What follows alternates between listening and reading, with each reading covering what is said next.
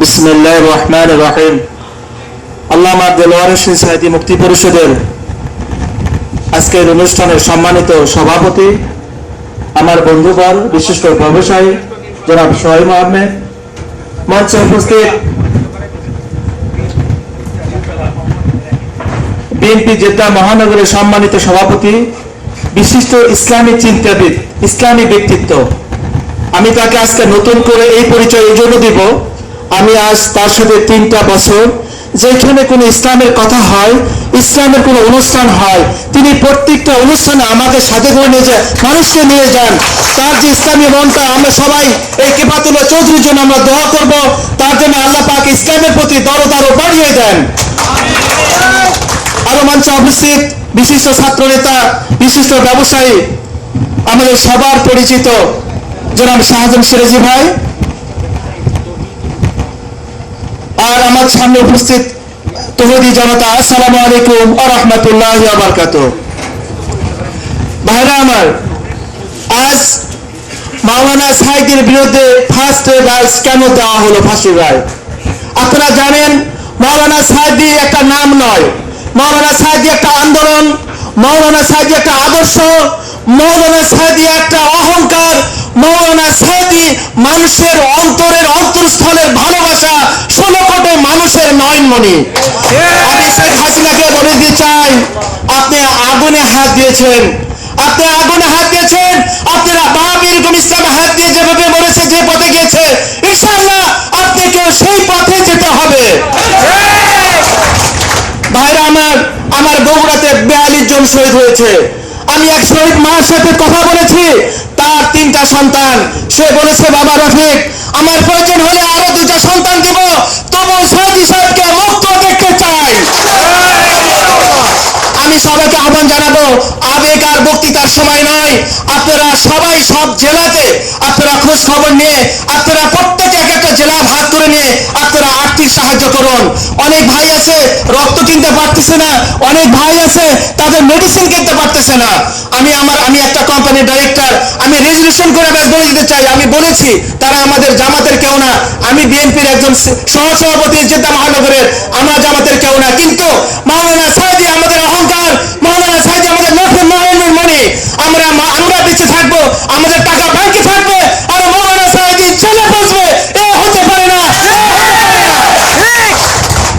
শুধু টাকা নয়, প্রয়োজন হলে আমার বুকের রক্ত দিয়ে মাওলানা সাঈদীকে বের করে নিয়ে আসবো ইনশাআল্লাহ। আপনারা জানেন হযরত ইউসুফ আলাইহিস সালাম জেলের পরে তিনি আল্লাহ তাআলা তাকে ক্ষমতার মাঝখানে বসিয়েছিলেন। আমরা আল্লাহর কাছে দোয়া করব, প্রত্যেকটা ভাই আজকে নিয়ত করেন, তাহাজ্জুদের নামাজ পড়ে 2 রাকাত নামাজ পড়বেন, 2 রাকাত নামাজ পড়ে আল্লাহর কাছে কাঁদবেন। ফয়সালা জমি নয়, ফয়সালা আল্লাহ সুবহানাহু ওয়া তাআলার হাতে। আল্লাহ যদি চাহেন সাঈদী সাহেবকে সম্মানের সাথে মুক্তি দিয়ে ক্ষমতার মাঝখানে বসাবেন ইনশাআল্লাহ, এই আশা আমরা করব। ভাইরা আমার, আজ আপনারা জানেন নাস্তিক ব্লগাররা যারা ইসলামের বিরুদ্ধে ষড়যন্ত্র করছে, আল্লাহর নবীর বিরুদ্ধে কথা বলছে, আল্লাহর সম্বন্ধে কথা বলছে, আজ তাদেরকে চট্টগ্রামে অবঞ্চিত ঘোষণা করছে। আমি এই সভা থেকে চট্টগ্রামবাসীকে, বীর চট্টগ্রামবাসী যারা আছেন সবাইকে অন্তরের স্থল থেকে আমি ধন্যবাদ জানাই। আমি ধন্যবাদ জানাই রাজশাহী, বগুড়া, যশোর যারা এই নাস্তিক ইমরানকে, এই ভ্রাম্যমাণ পতিতালয়ের সরকার ইমরানকে অবঞ্চিত ঘোষণা করেছে। আমি যা বলতে দিতে চাই, ইমরান তোমার দিন বেশি দূর নয়, তুমি পুলিশ পাহারায় চিটাগাং যেতে পারো নাই, রাজশাহীতে তোমাকে অবঞ্চিত ঘোষণা করা হয়েছে, তুমি কোনোদিনে পদ্মা মেঘনা যমুনা পার হতে পারবে না। পুলিশ বেষ্টনীতে তোমাকে ঢাকায় হাসিনার চাদর তলে কামড়ের তলে তোমাকে অনুষ্ঠান করতে হবে, তৌহিদি জনতা তোমাকে মেনে নিবে না। ভাইরা আমার অনেক বক্তৃতা আছে, অনেক বক্তব্য, আমাদের সম্মানিত ব্যক্তিত্ব আছে, তারা বক্তৃতা করবেন। আমি আপনাদেরকে এই আহ্বান জানাবো, যার যতটুকু সম্বল আছে আপনারা নিয়ে প্লিজ এগিয়ে আসেন। কোনো দল নাই, কোনো মত নাই। আজ যদি সাঈদী সাহেবকে ফাঁসি দিতে পারে, বাংলাদেশ থেকে ইসলামকে চিরচির বিদায় করা যাওয়ার জন্য কোনো প্রবলেম হবে না। এর নমিনেশন আপনারা দেখছেন, মিস্টার ফরিদ, আমি মাওলানা ফরিদ বলি না, এই কুরআনকার আপনার আসলে কুলাশের আপনার ইমাম কি করছে, আপনার সোনাপিয়ার ইমাম মৌলানা নামের কুরআনকার, আল্লাহ তাকে চাকরি দান করুক, এরকম অবশ্যই হয়ে যায় সে যেন অনুষ্ঠান না আসতে পারে। এই কুরআনকার আজ কি বলছে, অনুষ্ঠান ইসলামের বিরুদ্ধে সে সম্মেলন ডেকেছে মসজিদে। আমি এই সভা থেকে তার প্রতিবাদ জানাচ্ছি এবং এই মিস্টার ফরিদকে ঘৃণা জানাচ্ছি। ইনশাআল্লাহ যেখানে পাবো ফরিদকে আমরা প্রতিবাদ করবো, এই ফরিদকে ঘর থেকে বের হতে না পারে। আমি এই বলে আল্লামা দেলোয়ার হোসেন সাঈদী আল্লাহ পাক যেন সম্মানের সাথে বের করে নিয়ে আসে এবং ক্ষমতার মসজিদে বসে তৌহিদি জনতার ইসলাম যেন বাংলাদেশে পরিষ্কার করতে পারে, এই আশা রেখে এই বক্তব্য রেখে আমি বিদায় নিচ্ছি। আসসালামু আলাইকুম ওয়া রাহমাতুল্লাহি ওয়া বারাকাতুহু।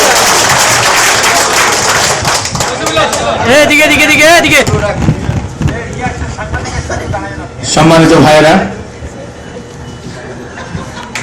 আমাদের সময় সংক্ষিপ্তের পথে আজকে আমরা দেখতে পাচ্ছি মুফতি সাঈদীর চাইতে বন্দি সাঈদী কত শক্তিশালী। মুফতি সাঈদীর সাথে বন্দি সাঈদী মানবতার মুক্তির জন্য কতটা কল্যাণের পথে নিয়ে যেতে পারে, মানুষকে কতটা উজ্জীবিত করতে পারে, মানুষটা কতটা কল্যাণমুখী করতে পারে। সম্মানিত ভাইরা, এখন আপনাদের সামনে আমি পরিচয় করিয়ে দিচ্ছি বিশিষ্ট ব্যবসায়ী জনাব তৌহিদুল ইসলাম সাহেবকে।